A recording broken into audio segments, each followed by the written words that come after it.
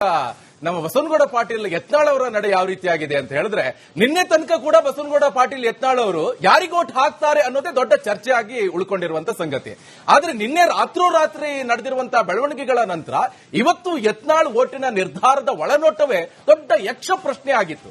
ಆ ಪ್ರಶ್ನೆಗೆ ಉತ್ತರ ಹುಡುಕುತ್ತಾ ಹೋದಂತ ಸಂದರ್ಭದಲ್ಲಿ ಯತ್ನಾಳ್ರ ಫಾಲೋ ಮಾಡಿರುವಂತಹ ನಮ್ಮ ಗೋವಿಂದಣ್ಣನಿಗೆ ಒಂದು ಒಳನೋಟದ ಪ್ರಶ್ನೆಗೆ ಉತ್ತರವೂ ಕೂಡ ಸಿಕ್ಕಿದೆ. ಏನದು ಈ ವರದಿ ನೋಡ್ಕೊಂಡು ಬರೋದು.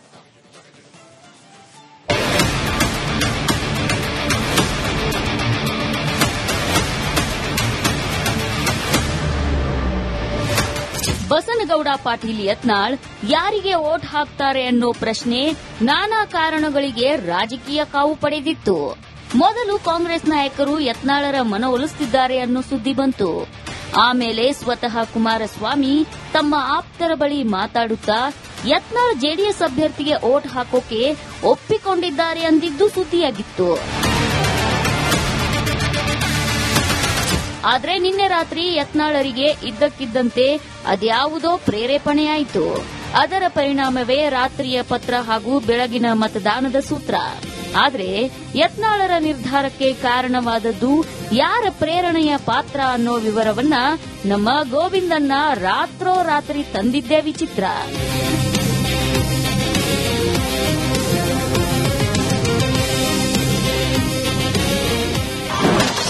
ರಾಷ್ಟ್ರೀಯ ಅಧ್ಯಕ್ಷರಿಗೆ ರಾತ್ರೋರಾತ್ರಿ ಪತ್ರ.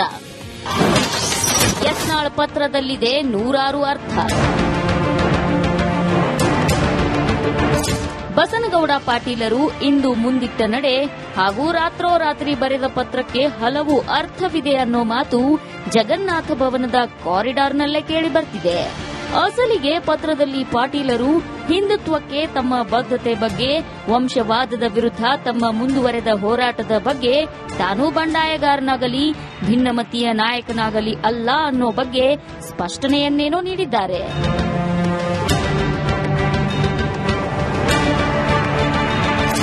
ಆದ್ರೆ ಇದಷ್ಟನ್ನೇ ಅರ್ಥ ಮಾಡಿಸಲು ಯತ್ನಾಳ್ ಬಿಜೆಪಿಗೆ ವೋಟು ಹಾಕಿದ್ದಲ್ಲ.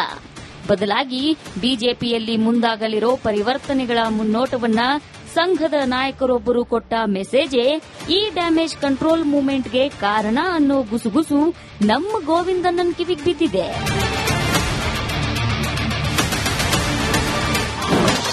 ಯತ್ನಾಳರ ನಡೆ ಹುಟ್ಟು ಹಾಕಿದೆ ಚರ್ಚೆ. ರಾಜ್ಯ ಬಿಜೆಪಿಯಲ್ಲಿ ಆಗುತ್ತಾ ಪರಾಮರ್ಶೆ. ಯತ್ನಾಳರು ತಾನು ಯಾರಿಗೆ ಯಾವ ಕಾರಣಕ್ಕೆ ವೋಟ್ ಹಾಕ್ತೀನಿ ಅಂತ ಹೇಳಿಯೇ ಬಂದು ವೋಟ್ ಹಾಕಿರೋದು ಸಹಜವಾಗಿ ಬಿಜೆಪಿಯ ಸಂಘಟನೆಯಲ್ಲಿ ಬದಲಾವಣೆಯ ನಿರೀಕ್ಷೆಯಲ್ಲಿದ್ದವರು ಇನ್ನಷ್ಟು ಕೌತುಕದಿಂದ ಕಾಯುವಂತೆ ಮಾಡಿದೆ ಅನ್ನೋ ಮಾತು ಕಮಲಪಾಳೆಯದ ಕಾರಿಡಾರ್ನಲ್ಲೇ ನಡೆಯುತ್ತಿದ್ದುದು ನಮ್ಮ ಒಳನೋಟಕ್ಕೆ ಕಂಡಿದೆ.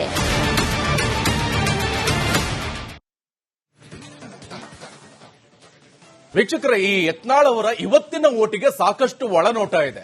ಇವತ್ತು ವೋಟ್ ಹಾಕುವ ಮೊದಲೇ ಬಸವನಗೌಡ ಪಾಟೀಲ್ ಯತ್ನಾಳ್ ರಾಜಕೀಯವಾಗಿ ಕೆಲ ಹೆಜ್ಜೆಗಳನ್ನ ಹಿಂದೆಯೂ ಕೂಡ ಮುಂದೆಯೂ ಕೂಡ ಇಟ್ಟಿದ್ದಾರೆ. ಇದನ್ನ ಈಗ ನೋಡೋಣ ಯಾವ ರೀತಿಯಾಗಿ ಇಟ್ಟಿದ್ದಾರೆ ಈ ರಾಜಕೀಯ ಹೆಜ್ಜೆ.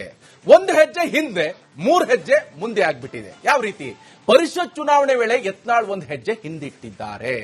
ಅಂದ್ರೆ ಬಿಜೆಪಿ, ಯಡಿಯೂರಪ್ಪ, ಆಮೇಲೆ ಬಿ.ವೈ. ವಿಜೇಂದ್ರ ಎಲ್ಲ ಬೈತಾ ಇದ್ರು, ಇವತ್ತು ಬಿಜೆಪಿಗೆ ಯಾಕೆ ವೋಟ್ ಹಾಕಿದ್ರು?